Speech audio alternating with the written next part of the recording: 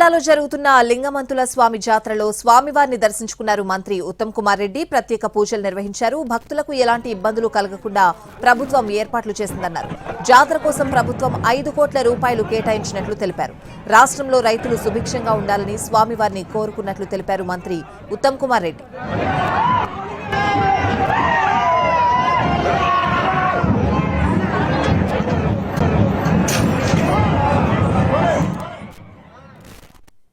తెలంగాణ రాష్ట్రంలో యాదవులకు సంబంధించిన అతిపెద్ద జాతర, అతిపెద్ద దేవాలయ ఉత్సవం.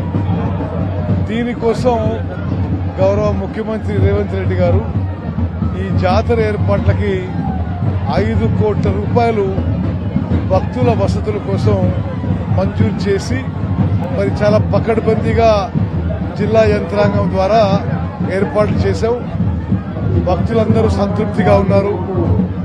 ఈ యొక్క కొల్లగట్టు జాతర దినదినాభివృద్ధి చెందాలి, ప్రతి సంవత్సరం మరింత ప్రతిష్టాత్మక జరగాలి, భక్తులకి మంచి వసతులు కల్పించాలని చెప్పి మేము చిత్తశుద్ధితో ముందుకు